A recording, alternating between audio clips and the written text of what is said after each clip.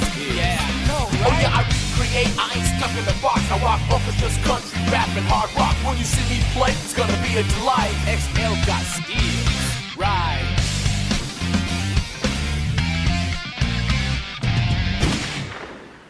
He told you get your life right to answer through the door. And I'm about to do a Salvatore. Didn't know it for the rolling soul, you're not sure. I'm like Jesus the Salvatore. Was given up, was not gonna but do you want more? From Jesus the Salvatore. A revolutionary man took the world like never before. And I'm about to do a Salvatore. Yeah.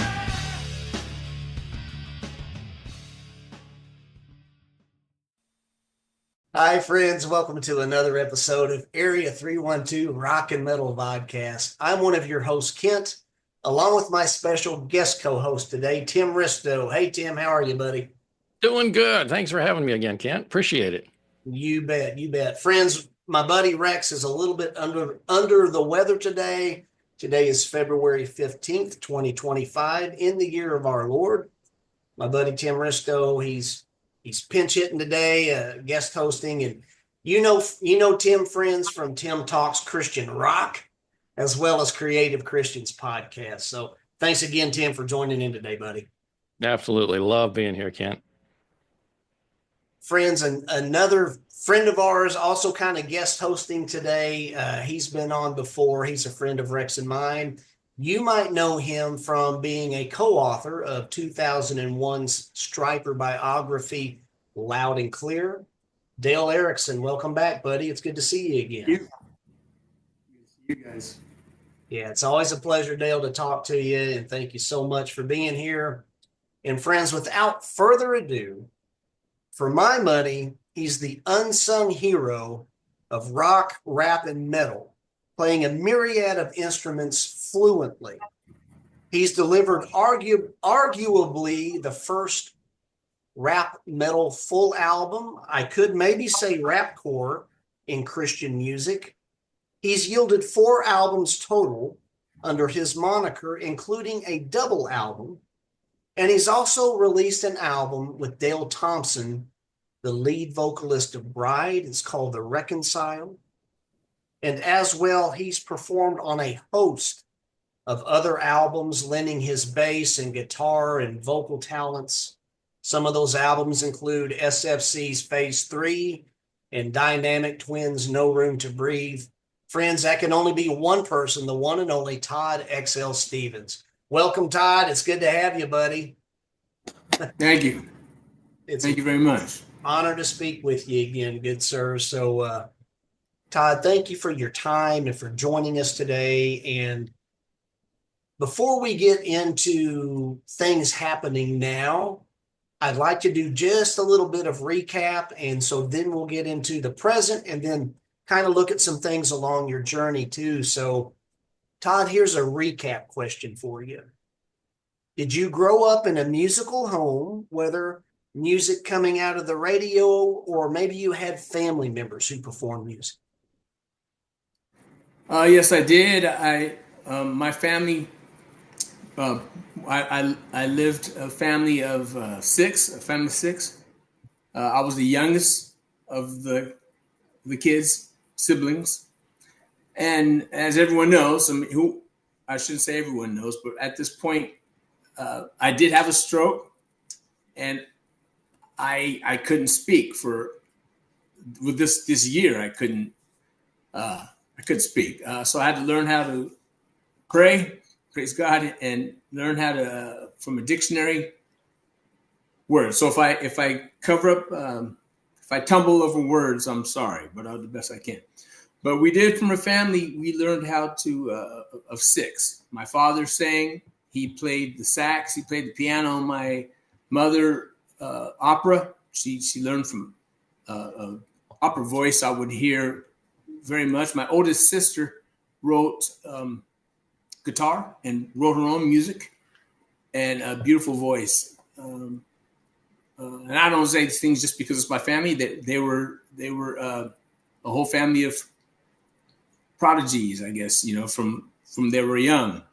But me being the most, I had a whole house full of instruments: guitar, the bass, the trumpet, the So at 5 years old, I had all of that. I had the drums, I had the guitar, I had the bass, and by the time I was 13 years old, I was playing Iron Maiden and Kiss, and I played. In fact, XL's album, Sodom in America. I had a song called Fatal. Thank you so much. The song called Fatal Blow. That's one of my favorite songs of the Fatal Blow. I was 12 years old when I wrote that song, the music. So by that time, I was already playing. And of course, I rapped over that. At that time, I didn't. At 12, I was singing. So I said, I'm going to skip over it and rap over on Fatal Blow. So, yeah, I was brought up for a family of music. Well, very, very cool and very neat to hear, too. And Todd, I'd like to ask then, so as you were growing up, what about, I know you mentioned some Kiss and Iron Maiden. Were those some influences upon you, or were there specific musicians who kind of were influences to you? I don't know how this happened, but I mean, this whole house, I had my brother, he was the funk and R&B. My sister was listening to the Carpenters, Barbara Streisand. Streisand, yeah.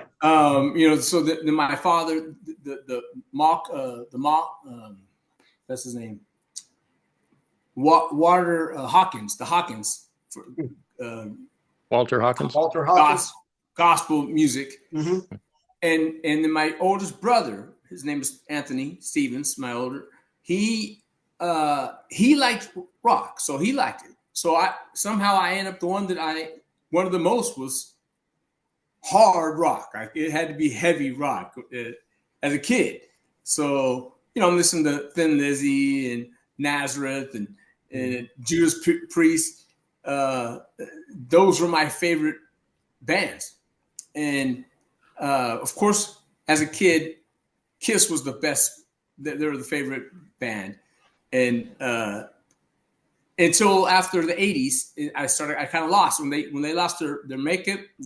That's when I lost Kiss straight into Motley Crue. Yep. And then there's the first two albums, Motley Crue. That was it. But anyway, I lost my train there.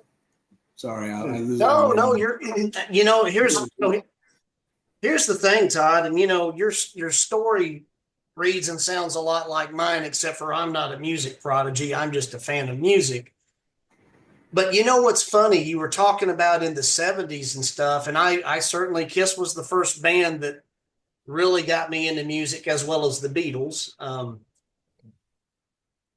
But what's funny is I remember in the 70s, everything was played on the radio. I love Stevie Wonder, Superstition, and Sir Duke.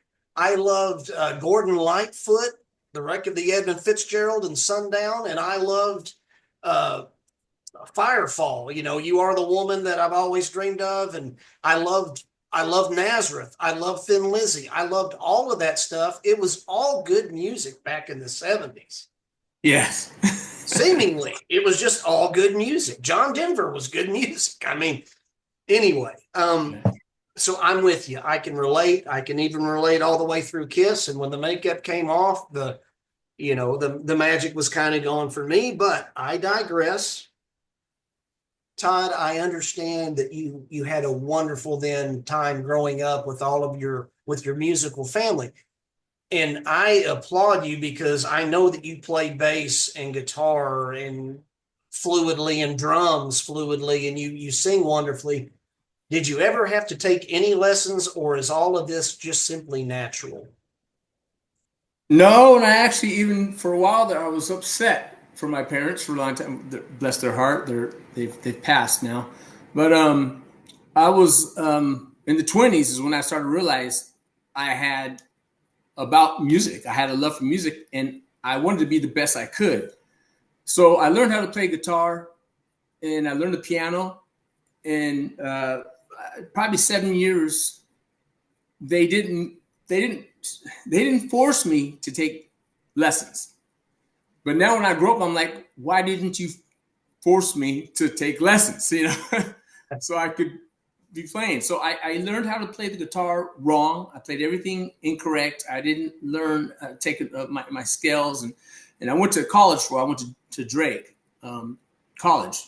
I didn't finish Drake, but I was 3 years at Drake, and that's where I learned how to learn music. I had to learn take lessons. I was teaching music. I was the orchestra. I was the jazz band. I was jazz one. So I played jazz one combo. There's only one that took my place. He outread me better because I couldn't read music. I just started learning to read. So he played better for reading, but they knew I played better, you know. I can't stand it. You think you rule the planet with your color mind bandit. You rape and illuminate. I was planning to catch you red-handed. We stand in the back for the dirty man. I can't stand it. You think you rule the planet with your color mind bandit. You rape and illuminate. I was planning to catch you red-handed. We stand in the back for the dirty man. For the dirty man. For the dirty man. Todd, I got a question. Hopefully I'm not jumping too far ahead here, but how did, your beginnings in music here as you were learning music and growing into instruments and things like that? I'm so curious about the fact that you said you wrote Fatal Blow at age 12. When did that process of learning instrumentation and growing into loving music become writing for you? How did that, I'm always interested in the creative process. How did that connect for you? Yeah, thank you. I listened to a lot of music, but I was 16 years old.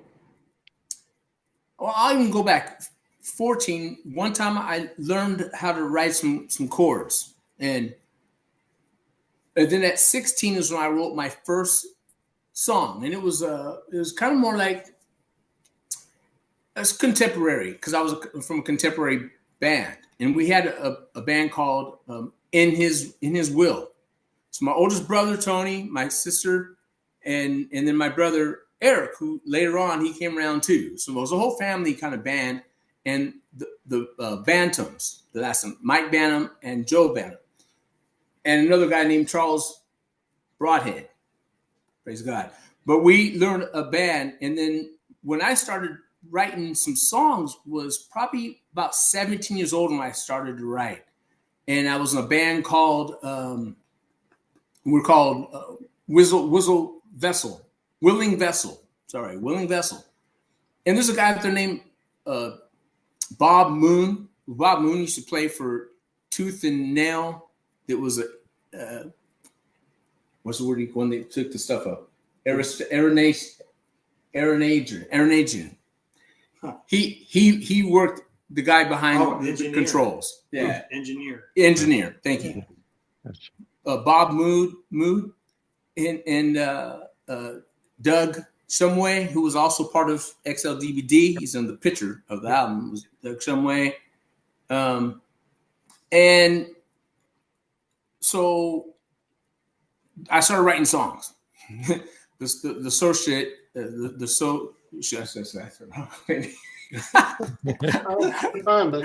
I'm taking my tongue is running out there. We always laugh at each other. Not a problem. I've learned about 1,000 songs. I've written about 1,000 songs. Wow. I've written about 1,000 songs, and I've controlled, recorded about probably 400 songs I recorded, and some that I recorded poorly. Not very.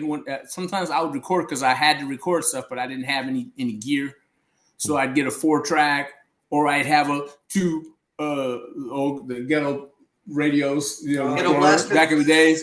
I'd put two of them together and I would learn control like that. So I in the closet, I've got about 60 tapes that I'm still trying to release these recordings. So I've put up here that I've put up on the internet. I have probably put out about, I think, 100 recordings. 100 songs, and some of them somewhat with some quality, and then some others that are better now that I've learned from my friend. His name is Matt McKeon Mhm. from Daytona Studio, Sound Mind. He's the guy that helped me through these records. Yeah. And then, yes, Matt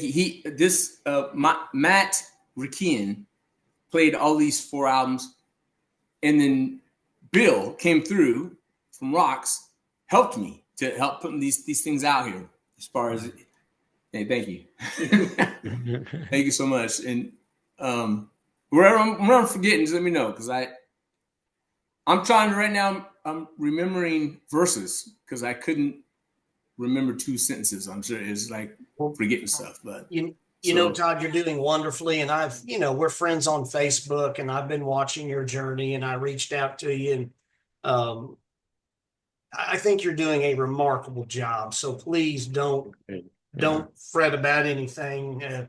You're doing wonderfully. Now, it's God, thank you. Yeah. So Todd, let me ask you, buddy.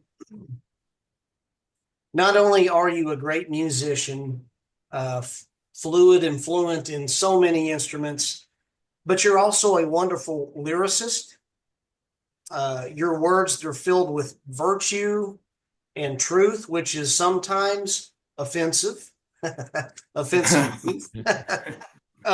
it's also filled, Todd, with the good news of Christ. And so it compels me to ask you, when did your personal relationship with Christ begin? 17 years of age, 17. I gave my life to Jesus. I went to church my whole life. I was around a family. Like I said, they sang all the time. My father was on the board, the church board. So I was around a church crowd. However, at the same time, leaving the church out to the neighborhood around the hood. I mean, I lived around some people that in Riverside, California, it was the suburbs where you had money neighborhoods. Like my father had money, so I had some good money. But then I take 5 minutes down the street, then I'm in East Side, or Casablanca, or Rubidoux, and in these different neighborhoods, I would hang around places. And I met a lot of people because my father gave the doctor's office where he gave people to help people. He gave all his money of his personal money. As a doctor, he gave away all his work for them because back then they take Medicaid and stuff like that. At first, there wasn't a lot of doctors were taking away the business of that. HMOs, Mm-hmm. So he took away a lot of business. But because of that, I had a lot of people. I kept my life, and sometimes my brother, we stayed our lives for people because they saved. This dad saved for families, and so when they were going to take the trade of our life on the streets, or knowing that, hey, Dr. Stevens helped out, so hey, this guy, he saved our family, for many families. Sorry. So you're hanging in the hood with all I these do. guys? I lose. Man. I was just asking you. I'm chasing the rabbit. I was just asking you, Todd, when your relationship with Christ began, and I think okay, thank you. You received him at 17 years of age. Is that right? I gave my life to Jesus Christ, and then because of that, I was serious about it. I mean, that's what I was trying to say. That I raised with church, but I didn't get serious about Christ until 17. Okay. And for the first year, the Lord, he took away everything from me. I had to take away all my music. But this time I'd written 60 songs, sorry, where the Lord says, give me that. And I'm like, what do you mean give it? He's like, take your music from me. And I'm like, dude, I just made 60 songs, Christian songs for you. They're your songs. And he's like, take it. He goes, it's an idol in your heart. And I'm like, no, that's the devil. The devil says that because he's recording these songs for me, these Christian songs. He says, if it's an idol in your heart, then take it down. And it took me about 3 months before I finally said, okay, Lord, I gave it to you. I gave him all these songs, and I trashed them. I ripped them up and trashed them. And back then, all I had recording was cassette tapes, and now when I destroyed them, they were gone. And then it took me about 6 months later, where by the Spirit of God, he says, okay, he goes, it's yours. He goes, I gave it to you. He goes, I always wanted to give it to you. He goes, but it had to make sure that the position was that God was first before this music. It was never for anything you got from here. It can't be the first thing. And so that's where I started being able to use. Then I went on tour with DC Talk. I went tours with the Knees Boys. Like I said, with the DC Dynamic Twins, SFC, 12th Tribe. The next thing you know, I started just quickly. The Lord gave everything to me. I was recording with Oz Fox. I was recording with all the gospel gangsters, the tunnel rats. I mean the risk, the lying. I was in the studio from Crystal Lewis, Brian Duncan. I was out here. I can't even remember how many people. So that's why during your introduction, buddy, I was like, "You're the unsung hero." It's like Johnny Cash saying, "I've been everywhere, man." You know, Todd, you have done so much, and your resume is just my mind's just blown, and my hat's off to you.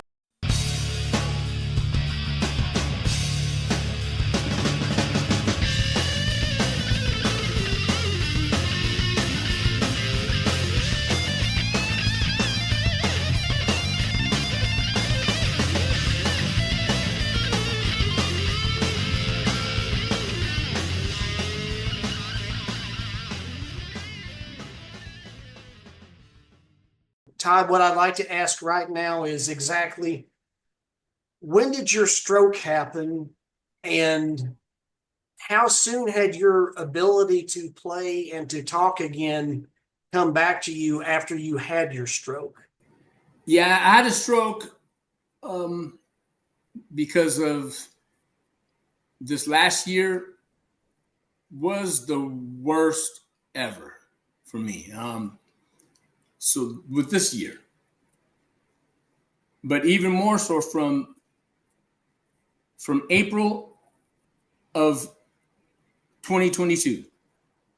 April of 2022 is when I left from North Carolina and made it back to Iowa. And since I made that situation, I didn't have a house to move into. So I had a friend who gave me back a house and my family. Except for 2 older ones were on their own. My 2 older sons were on their own. But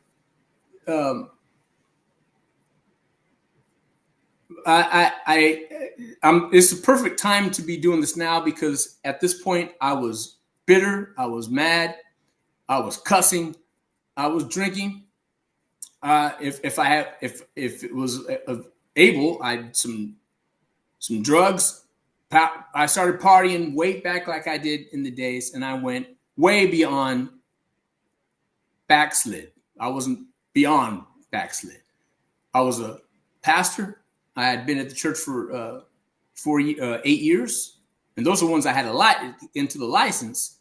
But before that, I had an evangelist type of street. So I had a track list of what a following for this stuff. So this, when I went against the wall, I had broke my heart.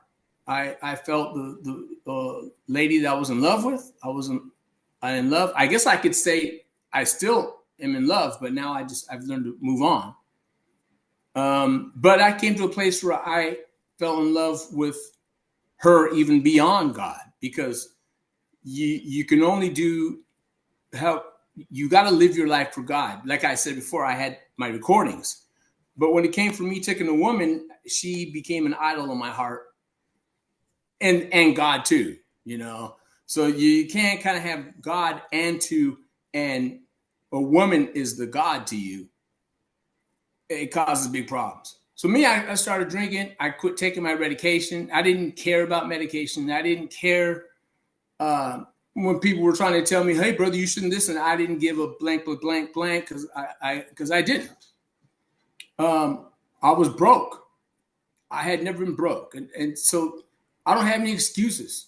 The only thing I could say has helped is that God, by the power of grace and mercy, he gave some people to me. That some people have still gave me mercy and grace when some of them wanted me to run me through the car of, take this dude out, because I started living really evil. I started becoming more evil, and I didn't realize how much I was, but I was becoming evil. So within the year's time, when I was on the way of heading the wrong way, is pretty much where God says, you're done. And I mean, I was heading to go to my father to his funeral. And then right in the way to California, before I could make it to California, I was right in the middle of a stroke. And then where I should have went right to the hospital, because if you meet it in time, they take you your medicine. You can make it back in, But I wasn't going. I was there before I saw anything. It was about a week into the stroke before I even went to the hospital, because I needed to go to the hospital. I couldn't talk. I'm talking to my son. He didn't know what to do. He's mad, and I'm cussing at him, upset because he's not talking. But I don't even realize it. I'm like, and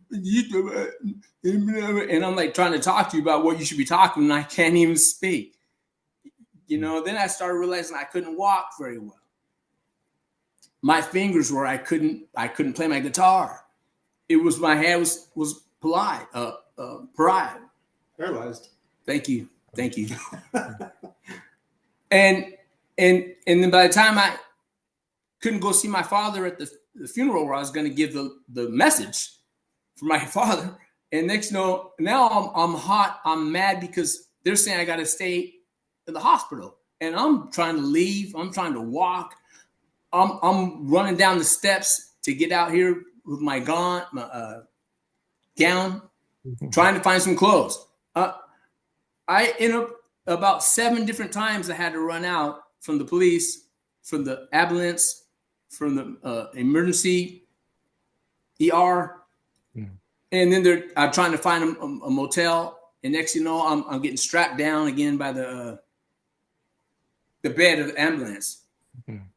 Because I'm cussing these guys out, like, what are you doing? And I'm cussing against the police in here. And if it wasn't for the grace of God, I would have been in a situation where I'd been thrown down by the police would have done. Is that the first time in your life where you were felt that much out of control of so many things, yourself? Yes, this is the worst I have ever been. I have never been to a situation where I didn't care, and then I could have been in a situation, maybe could have hurt someone if or trying to hurt my own self. Yeah.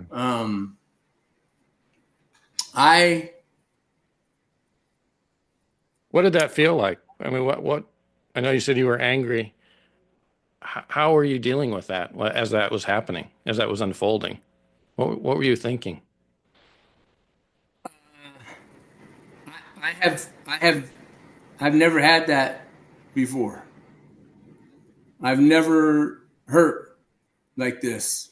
I've never hit ground zero. This is the first time in my life that I didn't have to make sure, keep my scruples that I'm, act okay. Let's act good because you're still a Christian. You're a pastor now.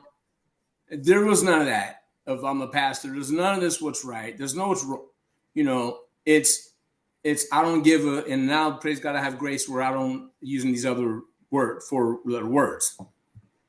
And then I'm started trying to talk about God, and I'm Facebook, and I'm saying all kinds of wrong stuff to people, and I'm throwing a fight with a lot of these musicians that I'm saying, F you guys too. Forget you guys don't, you know, and really my numbers racket came down. I was at, at 2,500 people all the way down, getting quickly to 2,000. I guess they're taking down the numbers because Todd is crazy, and not only crazy, he's disrespectful at the least. And then I'm homeless. Now I'm walking out. I'm walking through the streets of I'm in Long Beach, in the downtown Long Beach, and I'm in Anaheim. I'm in Buena Park. The best part of the time was Huntington Beach, but there's some. Every night I don't know how to sleep. I didn't have no clothes. I didn't have no jacket for several days. Overnight. And I didn't know what to do. So then I started trying to figure out how do I eat because I couldn't eat. So then I started moving into where, like I was saying in Proverbs, where it's better for a person, you'll see him stealing because I did start stealing for food. I couldn't eat. And then I'm like, how do I get on the bus? I didn't even know how to. So somebody found some cards for the bus. And so there I had some time I could go take on the bus. And then I'm walking out there, walking through in Guna, and I'm pairing rain on me, walking in the rain. I'm sopped wet. And so this person came and helped me out. And he gave me some money, gas. He gave me a jacket, a leather jacket. He gave me a pair of shoes. And then when I left him, then I lost my phone. Then I had no phone. So I'm homeless, no phone. I did have a little bit of money now and a jacket now. But I'm running across on the bus. So where am I going? So the next thing you know, I'm at the freeway. And I'm trying to figure out how I can get back to Riverside because I know most people in Riverside. So I'm out the middle of the freeway. Some people coming in from this side and on this side. And I'm in the aisle yelling to them. I'm like, I said, can you help me, please? Would you help me? I said, can you help me out? I got nice clothes. I'm looking nice, but I'm talking, probably sound crazy, I'm sure. Would you please give me a ride? I need a ride. And right now I'm just thinking, I'm trying to find out where to, by this time I had 6 or 7 days here of homeless, and I need to get back to where I knew some people.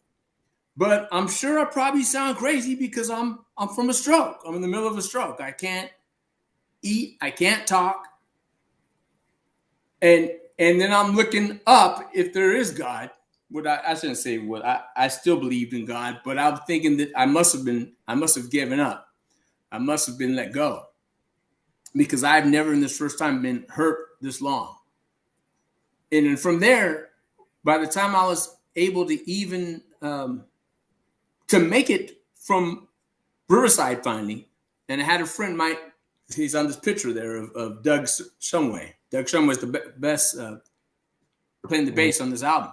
Yeah. So he gave me a ride to get to Iowa, and I went to Iowa, and I'm still fighting. I'm in mode of I'm trying to hurt because my van had been taken from California to Iowa, so my car is now in Iowa. So I dropped from this car into the situation to a fight about getting my car.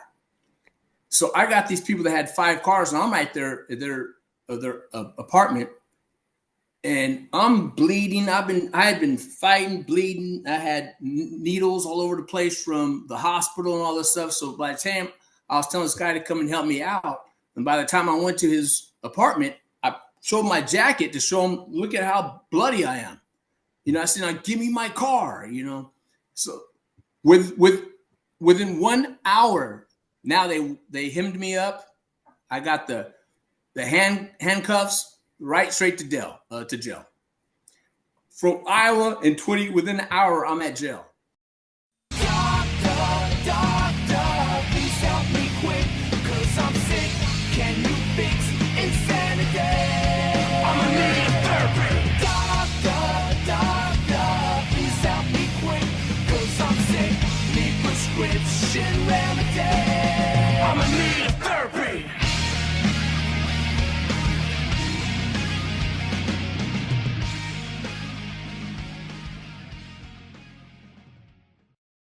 It was the first time I ever been at jail like that. I mean, I've been a hold a tank before, but I've never just straight.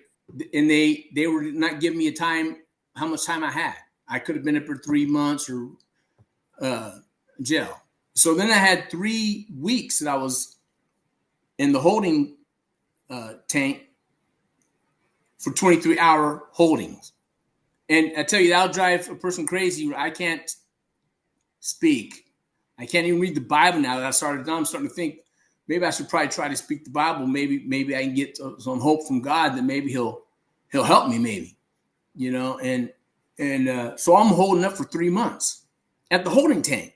So now I'm thinking, it may be better for me. Could you please put me in the general population so I can at least be a run in with some people at jail? So I started praying and reading. I just started praying and reading because one person gave me a Bible. One of the jailers let me see the Bible. And so I started trying to read because I can't read anymore. I can't say these words. And then I'm like, feel like going crazy because I can't even read the Bible. And I'm at one point breaching the word of God, breaching the Bible, and I can't say it. He just took it away from all this from me. It got all taken from me. Was that your lowest point, sitting in that cell? Yes, sir. Yes, it was. It sounds it was just going on. It had started. You know. For clarification, when you first had your stroke, you were on your way to your dad's funeral, and then when you were from the time you had your stroke to the time you were in jail, did you say that was 3 months? It was probably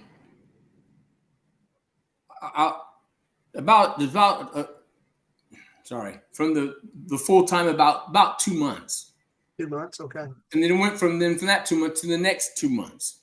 So at what point because, you know, our mutual friend, your good buddy, our friend Dale there, Dale has been a genuine friend to you, and you know, he's opened his doors to you. So at what point did Dale find out that you needed some help, and at what point did Dale come and say, "Hey, Todd, you know, come with me"?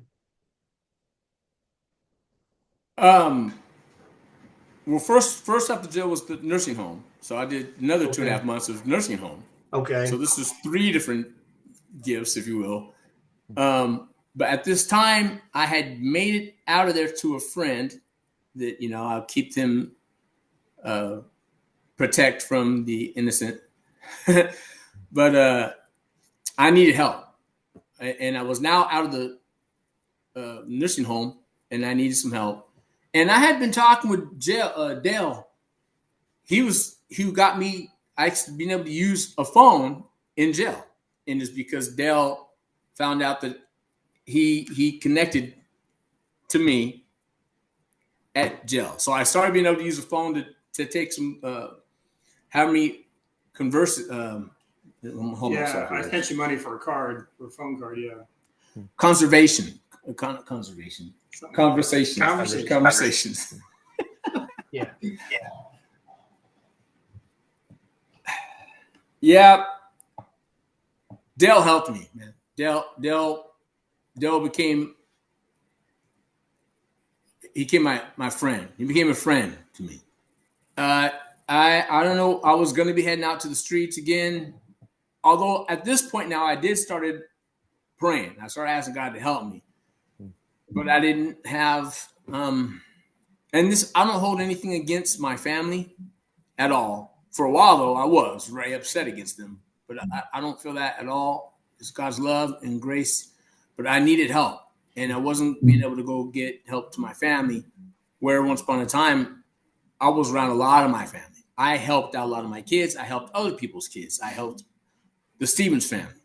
But for this thing, it was like a what they call a steel trap. God was not letting me any help.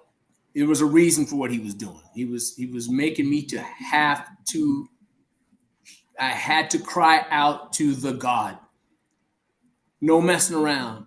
No saying Christianity. None of this fluffy stuff you ever did in your life. It's where we're going to find out what's hitting the concrete, what's for real for Jesus Christ, for you.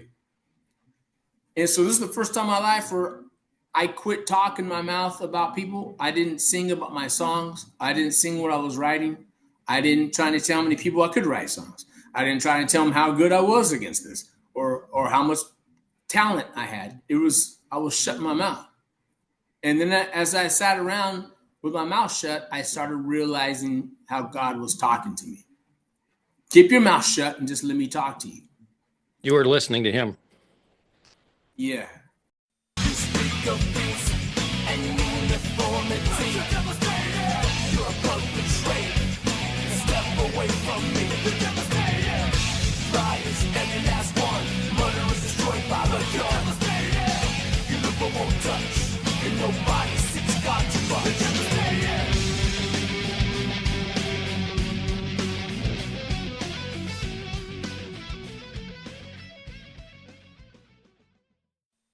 I hope you don't feel alone because, you know, there was a time in my life, I used to be in the ministry. And there was a series of things, mishaps in my personal life, and it made me very angry and bitter about stuff. And, you know, just to put it mildly, I got really stupid in life for a while, and I didn't even know who I was anymore as a person, you know. But thanks be to God, the good shepherd. He has a long arm of grace, and he disciplines those that he loves, the Bible says. And, you know, the shepherd took his crook and he reeled me back in. And so I just want you to know, Todd, I understand. I'm sorry you went through all of these things, but I understand. And please don't feel alone that, you know, we all have, the Bible tells us to work out our salvation with fear and trembling. And I'm thankful I can see the Lord having grace on you. And I'm grateful for the grace that he had upon me. And so. And I think, I can't just to bridge off of that a second, I think God takes us to these points of, as Todd mentioned, you know, that he hadn't reached a point of brokenness.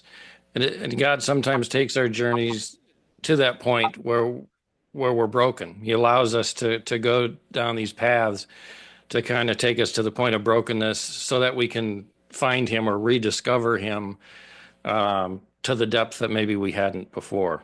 And until we're broken, until we're humbled, sometimes we don't see him or we don't hear his voice as clearly as we should, until we let go of ourselves sometimes and find Christ instead of ourselves. Amen. Amen to that. Dale, I'm going to switch gears here, Todd. And Dale, I'm glad you're back in the picture here. Todd, you got your friend who's sticking with you closer than a brother right there. And guys, tell us about, is it Furious Love? Is that the music project you guys are doing together? Tell us about Furious Love, because friends, I've heard an early stage demo that Todd and Dale, who performs drums, they did together. It's Holy Soldier, See No Evil. So guys, tell us all about Furious Love and what all that's about. Well, for me, I've always kind of had this idea for years to do like well, I don't even want to call it a tribute band, but to take songs, you know, that we love, Kent, you know, the Stryper, Guardian, all those bands, and play in out in the public. From the five of us were in this little music project, I decided to name it, and I thought of all these names. And I'm a terrible band namer, so I thought, well, name it after a song. So I think of all these songs. I just thought of the name Furious Love, and I was talking to Joe Shirk from Messiah Prophet. Mm-hmm. I said, Joe, the Messiah Prophet is a cool name. I've got 5 names here. And he said, Furious Love, that's a great name. So we went with that. Long fast forward now to Todd came to live with us, and he came in one day and said, Dale, I want to be in your band. You're a band. I said, I'd rather have a band. He said, well, let's make it a band. So we just started talking about it, and until we decided to move forward as an official Christian metal, classic metal and rock tribute band. And we are hopefully going to record an album. And we started with See No Evil as a demo, and that's turned out fairly well. It doesn't have any lead vocals yet. We have other songs that we're going to be doing: "Stranger" by Holy Soldier, "Messiah Prophets, Master of the Metal," "Sister Wisdom" by Guardian, novellas, "Do We Just Surrender," and maybe "Give Me Love." So anyway, we have an array of those, but the biggest one song we wanted to do is "Out of Time" by Barren Cross. I had read a post by Jim Levert about Steve Whitaker's, was close to passed away from Lou Gehrig's disease, ALS. And God just laid it on my heart instantly. You're going to do this song, and you're going to release it as a benefit for Steve's family. I mean, just instantly that came to me. And so I contacted Steve's wife. She was through Facebook, and she was, wow, that's a great idea, and Steve would be honored. So that's kind of one of our short goals, is to record that song. I have not talked to the guys at Barren Cross about that, but we really want to release that song. Steve Whitaker wrote that song, and hopefully give all those proceeds to, beyond publishing rights, all those proceeds to Steve's family for his medical.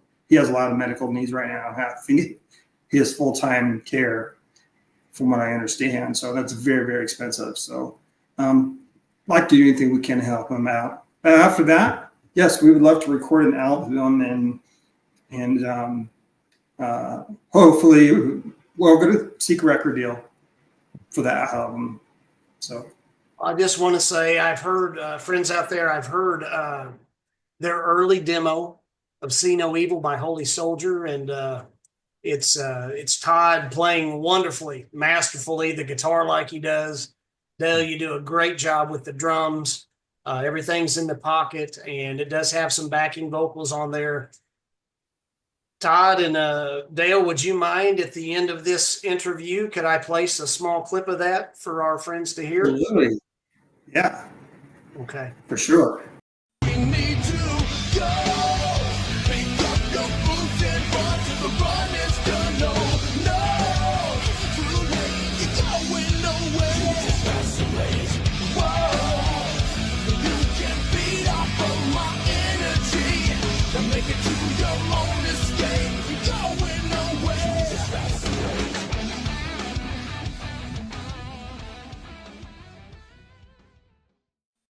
Let's talk about some more XL and DBD stuff. Do you have any new recorded material that is explicitly for XL material? For the XL DVD stuff you're talking? Mm-hmm. Yeah. Well, the most recent is the XL Innovation. Right. And actually, that's not true. Reconciled. Yeah. Then Reconciled. That's the last one I did. Well, or most recent, more recent. sure. Yeah. We're almost done recording this one. Well, what I want to ask you, where I was leading with this was because you and I had talked about this through Facebook Messenger. I think, Todd, and you correct me where I'm wrong, but this album smokes. All of Todd's albums smoke. I mean, whether you like the metal rap or Todd actually sings quite a bit, this is more of a wonderful power pop album. It's guitar-driven power pop on Innovation. And Todd, you have a remarkable singing voice. And then, on the beginning of Closure, then This is where you do a little more singing than the rapping, but there, you start singing a little more on that one. Friends, I just want to say, and I'm going to pause for a second here, Todd, what I want our friends out there to know. I buy all of my stuff just like anybody else, so this isn't a paid endorsement. Friends, I want you to know something. Most of Todd's albums, XL and DBD, you can get them at Rox Records for $9.99, which is an awesome. I call that blue collar pricing for people like me, that don't have a thick wallet. That's the right price. And friends, this one right here, Offensive Truth, this is volume 1 and 2. It's a 2-album set for $9.99. You can't beat it. This is with Dale Thompson singing lead vocals, the Reconciled, $13.99. Blue collar pricing, roxrecords.com. I'm not getting paid to say that. I just love the music. You can't beat it. Now I got to give a shout out to the vinyl that they've got there too of Sodom in America. I think they've got Rox has a vinyl for I don't know. I think it's $35. It's a great deal, and that is an awesome album, which I want to ask Todd about here in a minute too. But I got to highlight that because I'm a vinyl head myself. So, Todd, let me ask you really quick, and then we're going to get to Tim's question. But you had told me that I think a lot of the songs for a Reconciled 2 have already been recorded with Dale. Is that correct? Yes. This was, I guess for a better word, I could say a deal, if you will. That I did all the music. He did the vocals. And then I went once again with Matt McKeon and did once again to. He does a great job recording as an engineer. Daytona formula. Florida. And helped again with Sound Mind, this studio. In Jesus' name, thank you. I got it. Here we go. Mm-hmm. So that album played all the drums, and of course Dale's he puts out songs like it seems like 4 a day. He sends them out, and for me, I was like these. Like 8 to 11 tracks per song. So we had to go a lot of mixing his vocals because some of the stuff was the layers of playing, which I like it like that. But anyhow, by the time, how do I say that word again? Reconciled. Thanks. Reconciled. I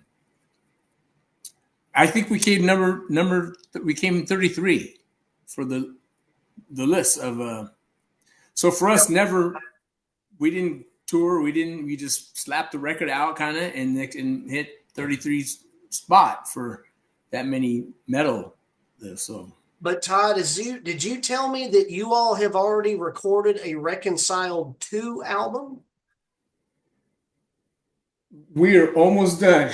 Okay. The songs I recorded, so 2 albums for me and Dale, are just about done. So there will be a Reconciled 2 released maybe this year, a second Reconciled album. Is that possible? That is true. I mean, we're it's all mixing. Once the mixing happens, then we'll find out. Definitely within the year. If it's my way, by June, probably taking out the album. Maybe even March is pretty soon now, so probably June most likely. Well, I'm drop it out there. I'm standing in line because honestly, this is a great album and you guys knocked it out of the park. So kudos to you and Dale. Tim, I know you got something you want to ask about Sodom in America, I think. I got to ask Todd about this. I guess Sodom in America, which was your 3rd album, if I remember correctly, from 1993. Probably, I guess we could say, one of your more popular albums for sure, that it kind of struck a nerve with everybody. It was really, just something solid about that album.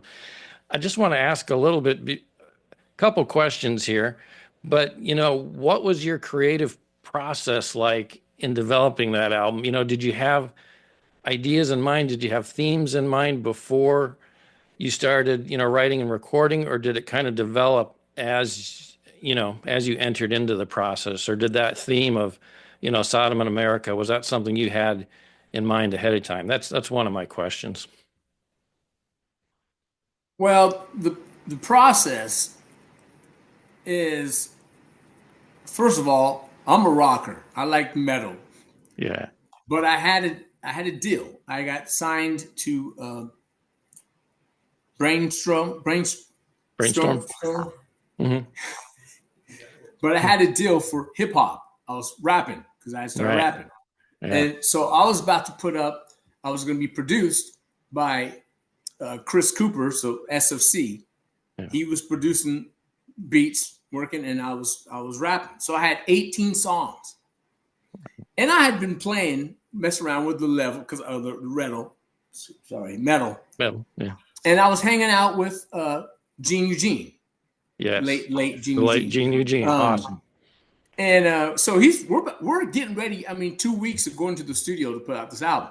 And so I said, hey, check this out, Gene. So we played that song Die, It Settled. Yes. And I had a demo. And so he's listened to it. And Gene says, do you have some more songs of these? I said, I got a whole album of these.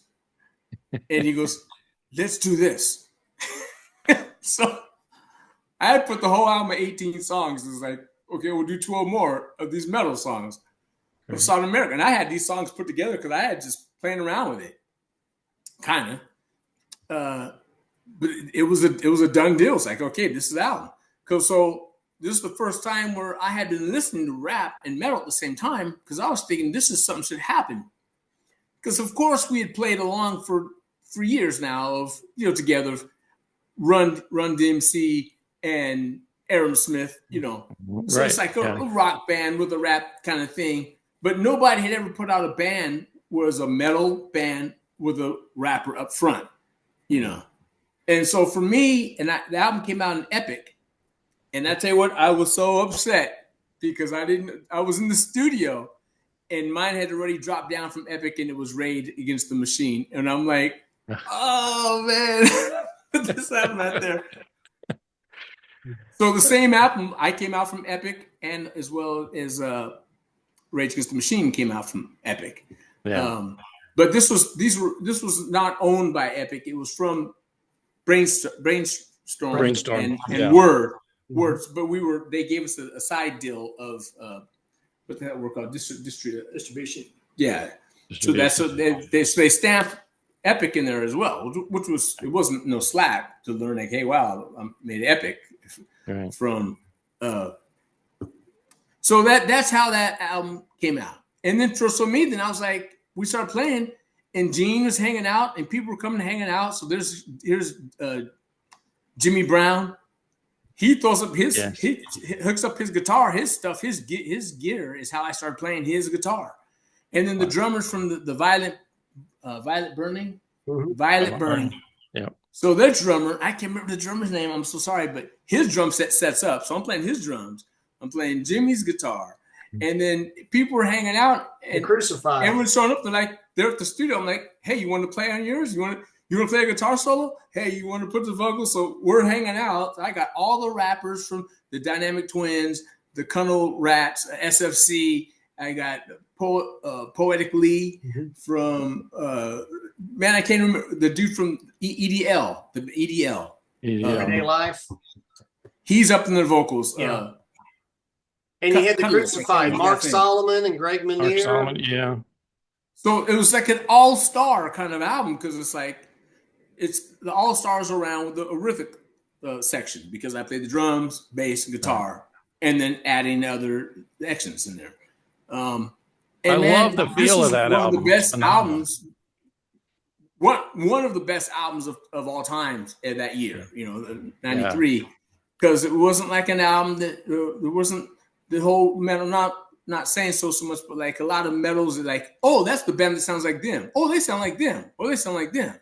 But it was like, this is the first time rap metal. This is new.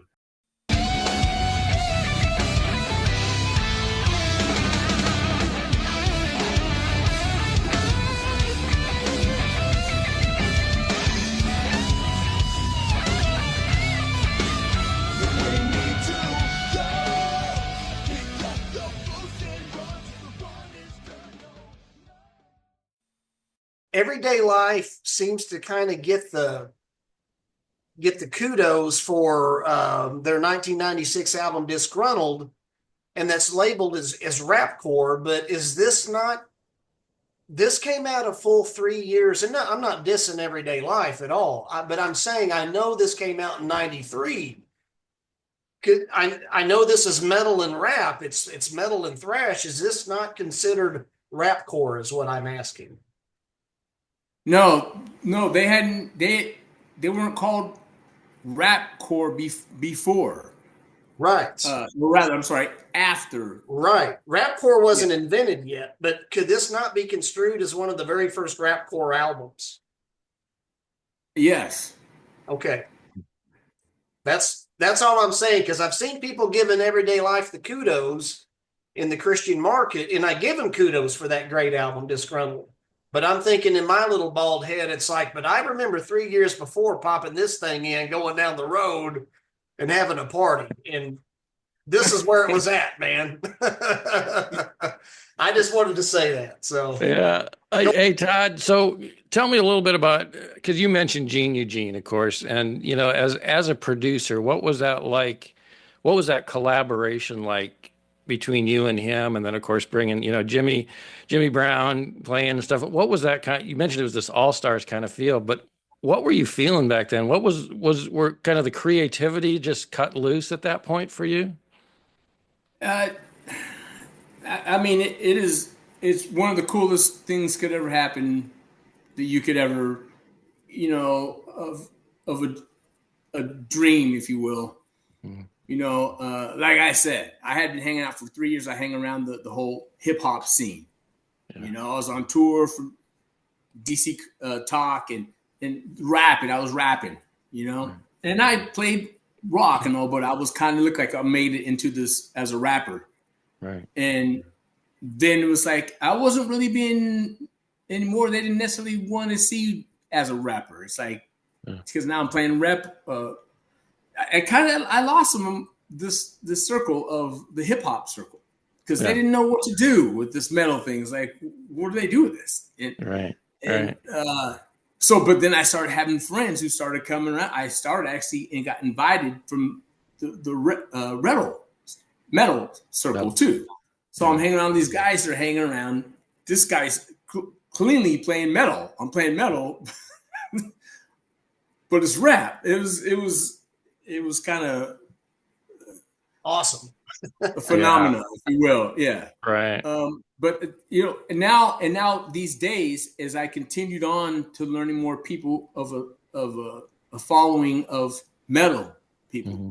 and as I started even looking up when I was looking up who I could get some help with it, like, because now the album that people heard me, which is really out of place because it was 2015, Offensive Truth, but about 15 of those songs I recorded them in 1994. So they first heard it was the sophomore effort. Yeah. What, 15, 20 years late.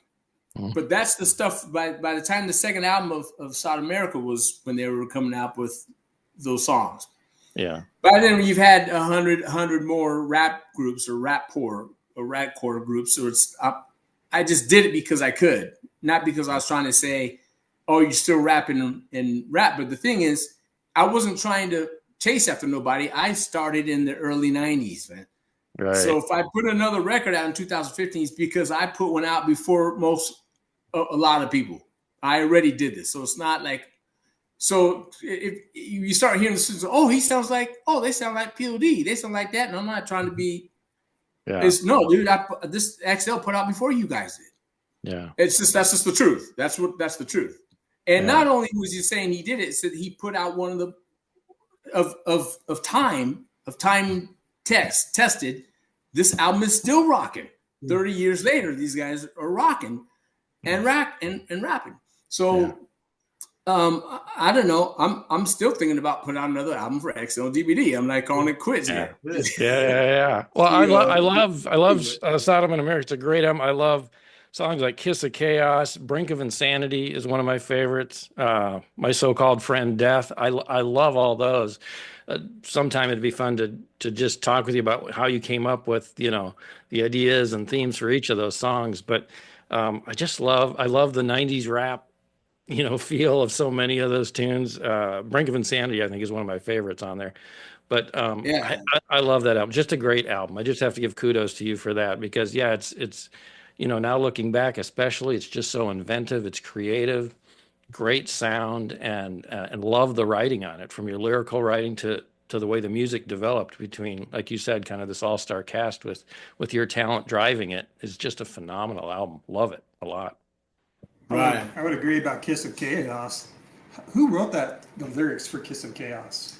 Oh, the lyrics was actually a friend of mine that I hung out with as a rapper. This was one of the songs I didn't have own lyrics on. This one was Tony Lee. Like I said, Tony Lee, or poetically, he was also with the Freedom of Soul. Freedom of Soul. Yeah. Okay. Peaks 586. But that's Tony Lee, Antonio Ancona, poetically. Yeah. So that's the Kiss, that song, Kiss of Chaos. Kiss of Chaos. Yeah. Kiss of Pride, Kiss of Chaos. Yes, yeah. I love that one. This is me playing. I made the music. He put the lyrics on that song. So I played rap, and he's a lyricist genius. He is actually. Yeah. So I couldn't take it's on the credits. Yeah. But his vocals were keeping up with these lyrics was hard to write, but so I did, along with this song for one of the best ones I think for Kiss Chaos. Yeah. Where do you get your inspiration from, Todd? You know, what inspires you in your writing, either of music or lyrics? You know, it's a combination of my two favorite things in music is hard driving rock and rap lyrics. Yeah. So, you know, when I'm growing up listening to, you know, LLG or LL Cool J, Cool J. or Cool J. you know, rock, you know, or listening to some hard rock, like when I loved Motley Crue. It's one of my favorite groups. Yeah. When I was growing up, their first two albums, you know, right. Fast for Love or Sat the Devil. But you know, I don't press that stuff anymore. I'm pressed. But the truth is, I was brought up from hard rock and level and metal. That's what I learned. So when I started writing songs that kind of, you know, when I was, like I said, 12 years old, I was writing metal, and so I put the combination, I think, of the metal and rap, and not only that, but it has to be to a band of metal. Like, we're not using hit beats, you know, or playing, like I said, I'm not playing on a DAT, because back then we had the DAT where you play your beats. It's like, no, you're playing a live band, and someone who can kick his rhymes with the band. So that was kind of cool to do that. We played not our first show, but one of our first shows of coming out there was going to Cornerstone. And right out from Cornerstone, I mean, you could never see from far out. I mean, from the beginning of our tent all the way to the back, it was great, and it was moshing, and like people coming up on the stage. You know, I said, "Well, hey man, you take 10 over here, you take your 10 over here, and get behind the back vocals. Let's go." And we just start playing, you know. And I think I was telling you about that, right? Yeah. I didn't have any instruments. Enemies? I didn't have a guitar or a bass, because we had to spell our stuff to make it to Cornerstone. So I had no guitars, no bass. And we had about 5 minutes to get to the stage. Oh, so we get walking up there, and these guys, someone had their stuff pulled up for us to start playing. I got someone else's guitar, someone else's bass. And tell this guy, here, get up on the stage over here. The guy who played the saxophone, you play, get up here, let's go, you know, and then we just boom, kick it off, boom. And man, it was good times. That's awesome. Good. Well, I think it's interesting that, like, you and Dale, the other Dale from Bride, collaborating together because they kind of had a one rap core album, I guess you could say, and A Fistful of Bees. So I just think it's interesting that. And they also did the collaboration, Tim, with Disciples of Christ on God Gave Rock and Roll to You. Oh, yes. Being justifies me in this life that I'm living. I choose to suffer with the day. Being justifies me.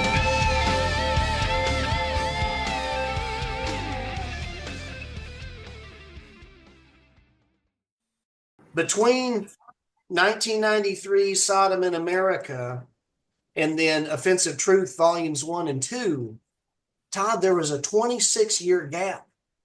So why, if I can ask this, and if we need to hit the pass button, you can say I'd like to pass, because I don't want to dig up any dirt. I'm just curious because this is a history-making album in Christian metal. Why was there a 26-year gap until this was released? Marriage. Marriage. I got you. Marriage. I got you.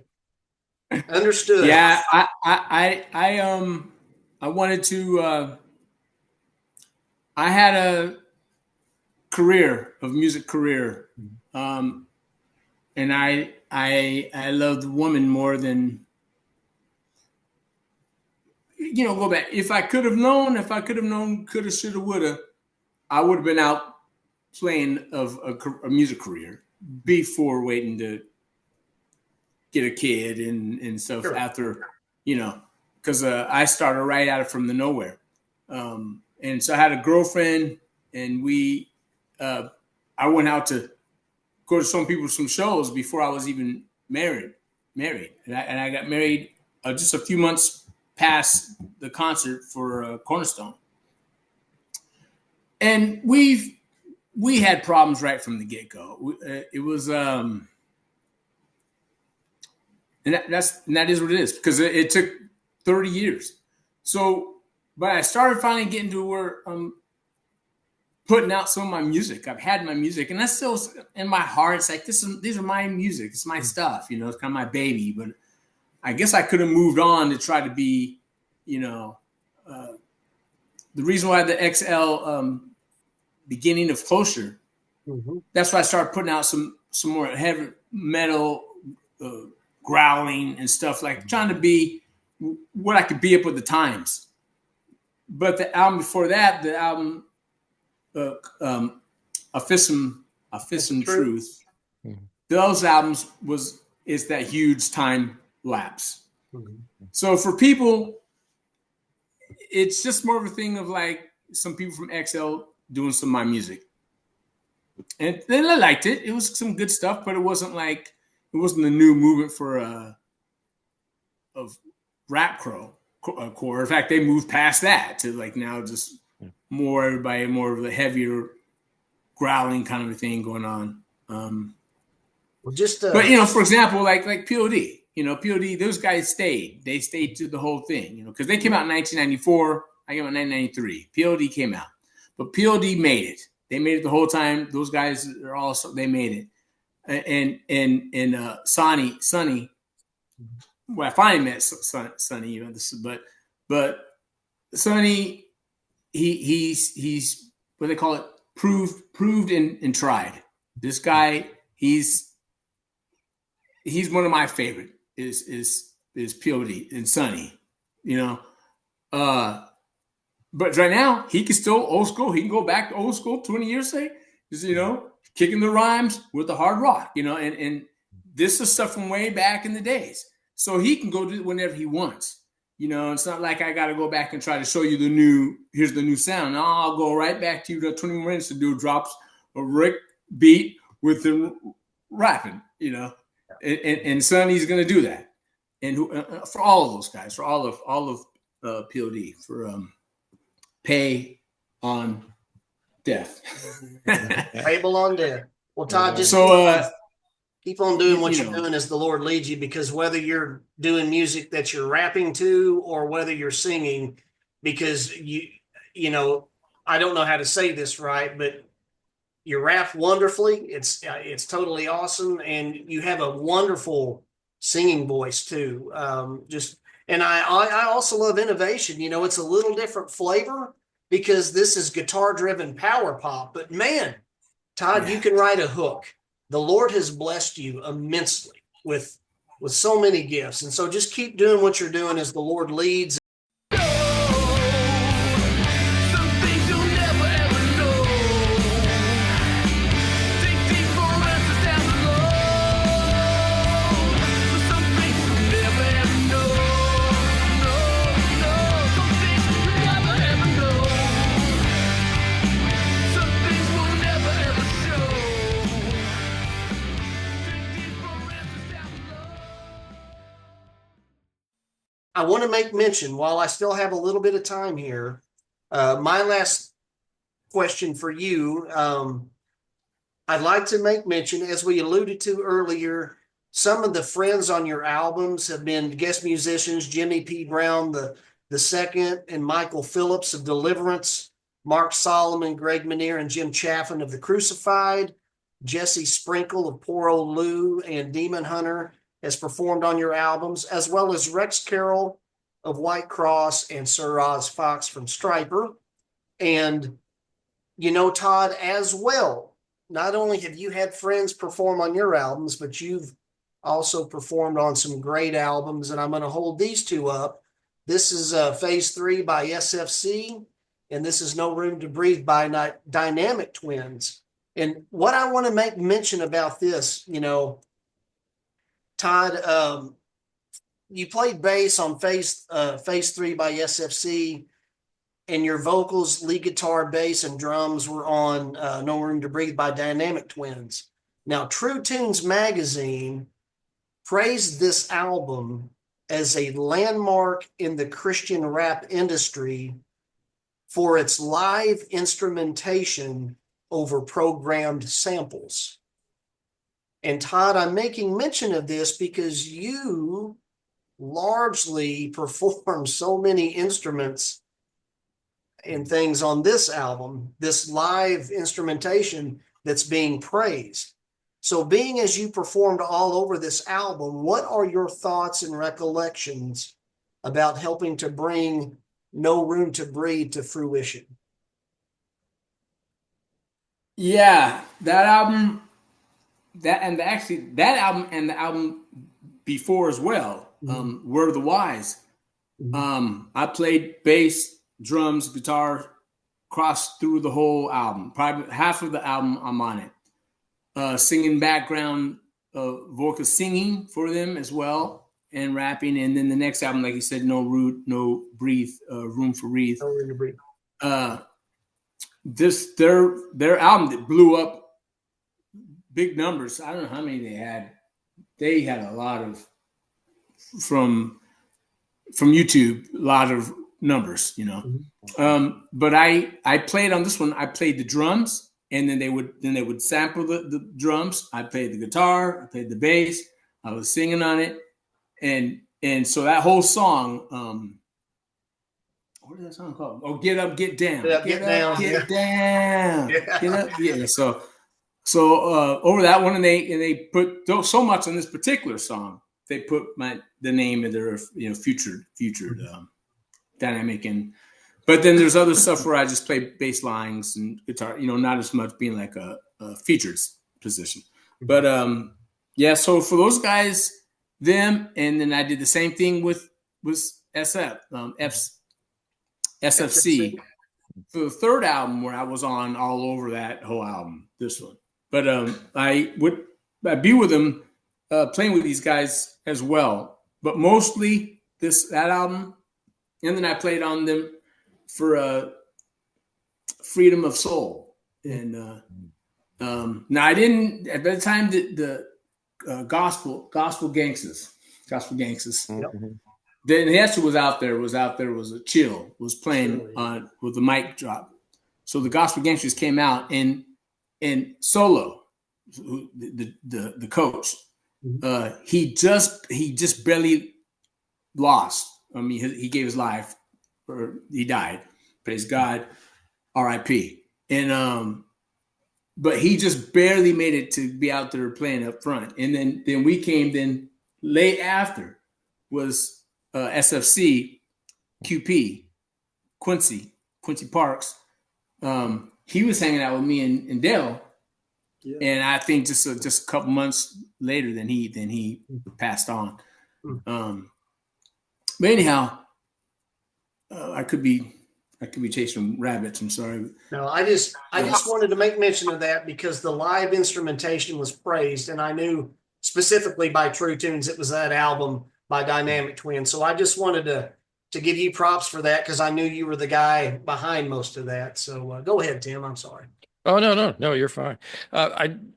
Talking about all these different, bands does get me thinking a little bit. You had some connections with DC Talk for a while early on. So I got to ask this question, even though it's a little more hip hop arena, but did you have any connections with the guys in Grits at all or any crossover there or do anything at all with them? Just curious, because I know they were popular in the 90s as well too. You're talking about like hip hop at that time? Yeah. The band Grits. Yeah. Well, they were the first ones, because Toby, he's a legend. Yeah. When he first coming out there though, as rapper, we started kind of made laugh. What's his name? DC Talk. Oh yeah. We laughed, because it was commercial music, right? Commercial rap. It's like, and we're out trying to play. We're playing strip hip hop. We're playing from these guys from the streets. KRS-One and all that. And so then we're trying to see if they were going to give us some help. Give us some help with this at all. But of course, the guy who took the Grammys was DC Todd, And so one time he says to Chris, he said, "Hey man, he said, I'm sorry, it's like it's not like his fault he gets a Grammy." It's like, yeah, right. We understand, we know it's no what's up, but it's kind of like from way back in the day, I always had an issue of CCM, and I never pushed against anyone, but it's like, dude, we're not from CCM, dude, we're from the streets, right. And we love Jesus. Not only love Jesus, we're leaving some people to Christ from these thugs. We're meeting Jesus, and they would help them to go hear a record about them. No, they're not going to. They're going to try it. We're not going to get a Dove. We're not going to get a Grammy. Right. But these guys are some of the best Christian rappers of all times. Chris, Peace, the Twins, the Tunnel Rats, This from old school, some of the best rappers that you will have this much intelligent rap where they're not cussing, but right. These guys are kicking up this up the speed with any of these guys who are cussing out there and married rap. But we're not talking like that. But we're not talking that. We're about Jesus, and we're going to be out there on your concert with them too. Yeah. So that's kind of like what I learned. And then it's kind of the same thing that happened when we came out to put out even the album. These guys who helped me up, because it was really helped me to be able to put out a rock album. Right. This Christian rap lyrics I got banned. Some of the stuff they wouldn't even, I put out Die Settled, and they wouldn't see the CDs. I'm getting emptied out of the shelves. Yeah, but that's all right. It is what it is, And I wasn't at this time. I wasn't trying to be contemporary. I was, right. Because I could go learn some contemporary and then give me a Dove, and right. No, and that's just what it is. But I made a lot of friends, and everything was cool. It was nothing. When we were young, it was kind of, we had some beef about that stuff, but right. We get over that stuff. It's all love, man. It's all in love. But Amen.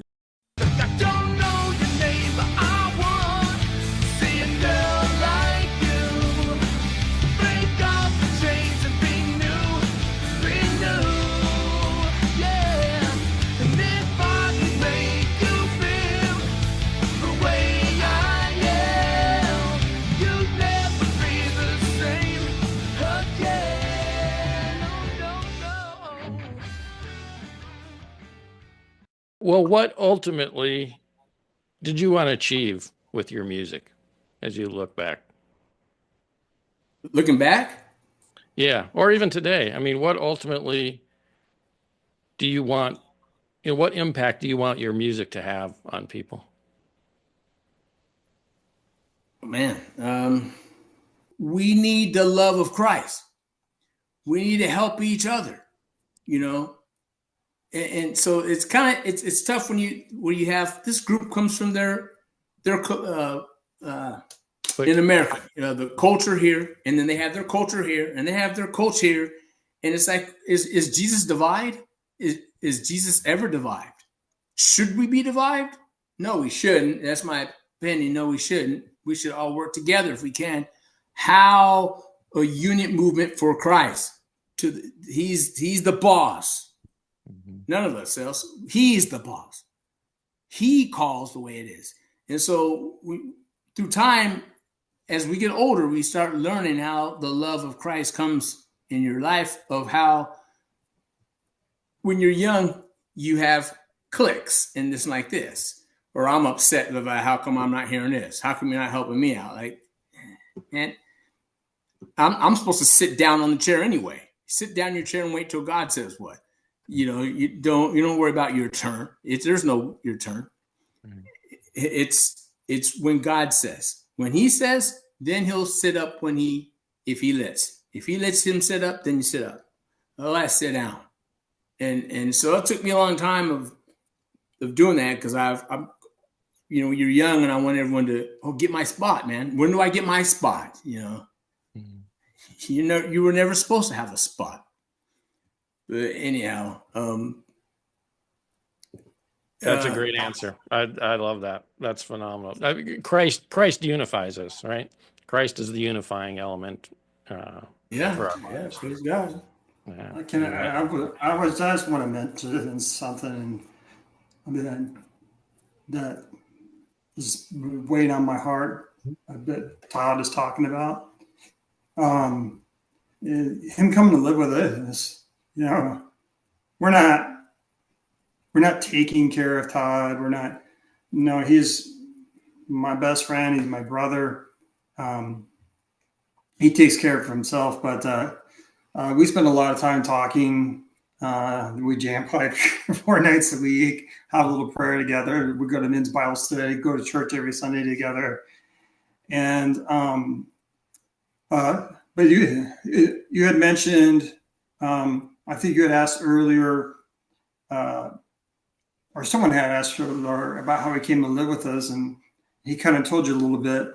But I want to share something that God really spoke to my heart, my wife, was that. You talked from 26. Okay. And so what happened was I had been talking with Todd off and on, as well as he could, because a lot of his talk was gibberish at the time. But over a period of months, his speech got a little bit better.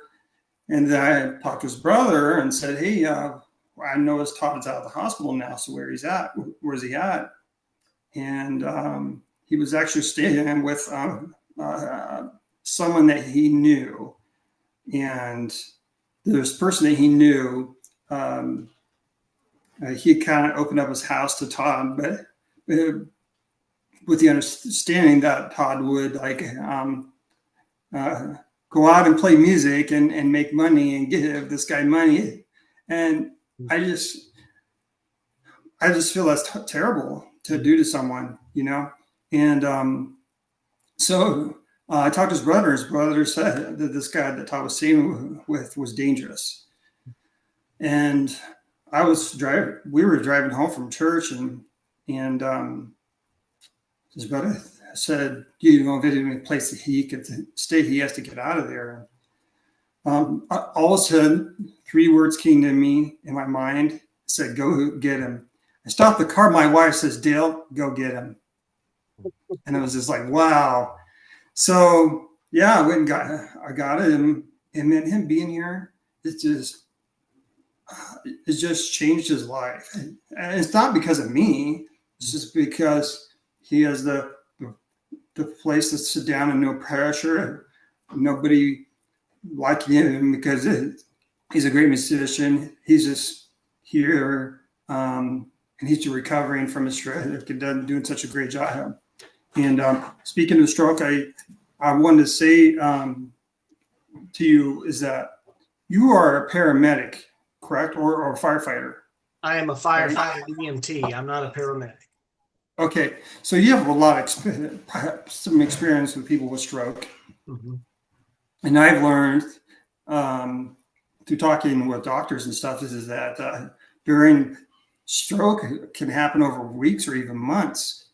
And that during that time, even afterwards, there could be like signs of like mental instability in a stroke patient. Mm-hmm. And I thought maybe perhaps that was some of the things that was happening to Todd at the time too, but not anymore. I mean, he is, as you can tell, he's like he just loves the Lord and is on his way to recovery. And it's just a beautiful thing. I want to thank Dale Thompson because Dale Thompson, with Reconciled, he could say, hey, we need to put that album out now. And Todd needs to finish this now.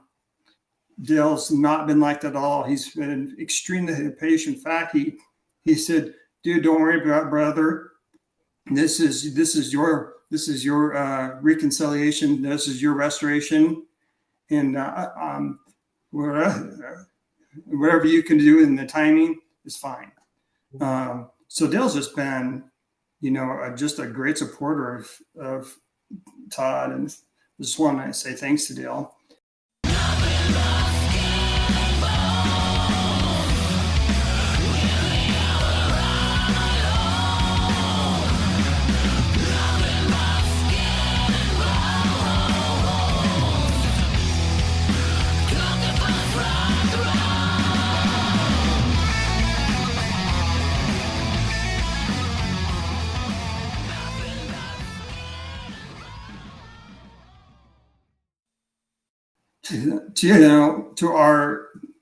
To your viewers, obviously they're all Christian rock fans or Christian rock artists, and one reason is we're also doing Fierce Love is because there's a lot of guys out there, perhaps some girls too, that are our age who've walked away from God.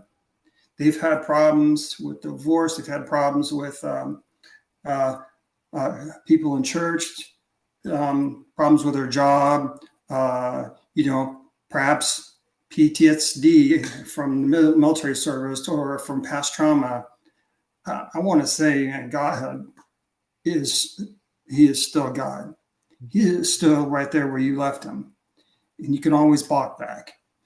And no matter how far you've gone, away from God, please remember that he who has begun a good work in you, finish my sentence there. Well, what? Be faithful to complete it. Mm-hmm. That's right. He's begun a good work in Todd, I must tell for you. Even though you walk away from God, he will finish that story. So come back. That's my message to, to people out there.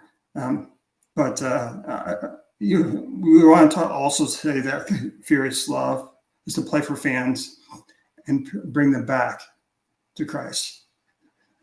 Have them, experience, God's love and redemption again. So.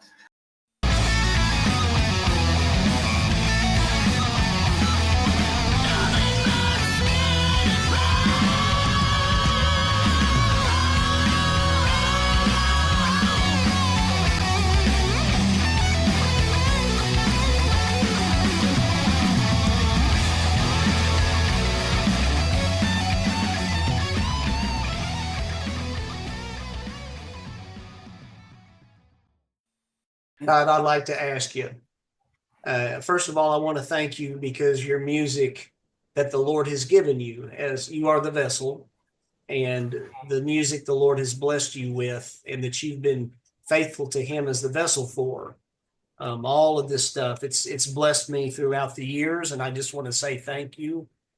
And if you can make a brief statement to your friends and fans out there to leave a lasting impression, what would you wish to tell them? Fear the Lord and keep his commandments. That's the only thing I would say. All this stuff that, you know, I'm now over I'm over plus 5 decades. Me too, buddy. And I'm an older man now, and I'm realizing that I'm an older man. And you say you have more time of telling you you're closer to dying than you are living, and especially the kind of way I lived of a wild living. The first time I drank, I think I was 8 years old. I put it on the album, Offensive Truth. A song, the first thing I said is, I got a canned beer because I'm out talking at 8 years old, drinking and drugs and stuff I learned as a kid. Mm-hmm. And even when you found from God to get help, I'm not immune. Thank you. That sometimes we fall out. Mm-hmm. And even the word of God says 7 more times you fall, you know, and I got more, maybe if I got 8 foot in there, but anyway, my statement is fear the Lord and keep his commandments. There's this life, it goes real fast and it's gone quickly, and it's get close to God as you can. And it doesn't matter how good you are at this, whatever you can make buildings better, or you can learn how to play your guitar. You know, whatever God has given you talent, everyone has to honor their stuff to him. Honor what you do. Make his music or his job. Get it him first. He goes first for everything, you know? And that's that we can do for a statement. For me, I happen to be that I play music because I'm good at that. I don't want to play and not use stuff. I don't know anything else but guitar. I don't have how to build houses. I don't know how to build cement. I don't know what I do, but I can play you songs, and I can sing, and I can give glory to Jesus from melodies. Mm-hmm. So if I can do it for him, then I lift that up to God any way I can to bring souls to how many people I can bring to Christ, to them and the glory to Christ. So that was a lot of words in one statement, but that would be the first one I'd say. That's perfect, Todd. That's perfect. I can't stand it. You think you rule the planet when you call my mind bandit. You rape and illuminate. I was planning to catch you red-handed. We stand in the back for the dirty man. I can't stand it. You think you rule the planet when you call my mind bandit. You rape and illuminate. I was planning to catch you red-handed. We stand in the back for the dirty man. For the dirty man.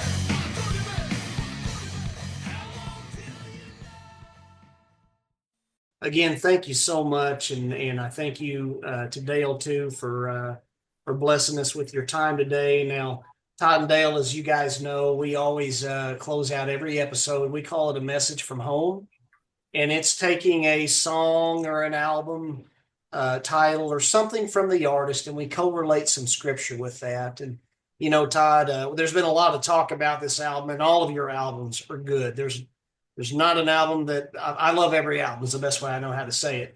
This one strikes a special chord with me because it was my introduction to your work. And, you know, the album title, Sodom in America, and then track number 2, Sodom in America. That's what I'm correlating with some scripture today, just thinking about that title and kind of the way the world's turning. I just want to read this. This is from Isaiah 5 in verse 20. Woe to those who call evil good and good evil, who change darkness into light and light into darkness, who change bitter into sweet and sweet into bitter. And I'm just thinking about the way the world's turning and what people call evil and what people call good, and it's all topsy-turvy. And the Bible says, woe to those people who do that. And I just want to say to our viewers, I'm not trying to be a meanie about it. On the contrary, when you love people, you give a warning when necessary. Yeah. And it's because of love. So, Todd, I just want to thank you so much for all the great music.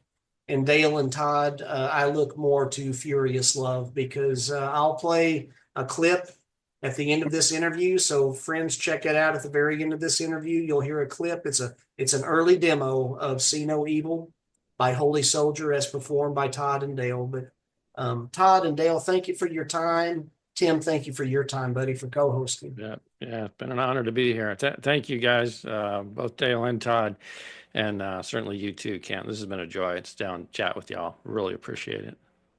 Thank you so much. It's been great. We're going to wave goodbye to our friends, but stick around for one more moment, guys. Okay, take care.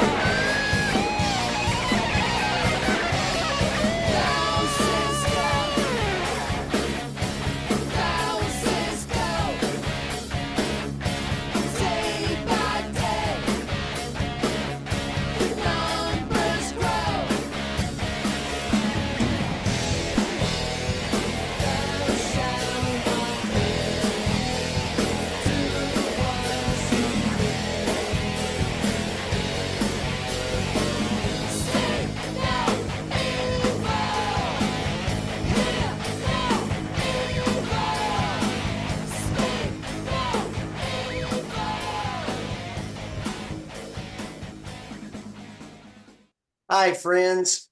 All right, I'm already off. Here we go.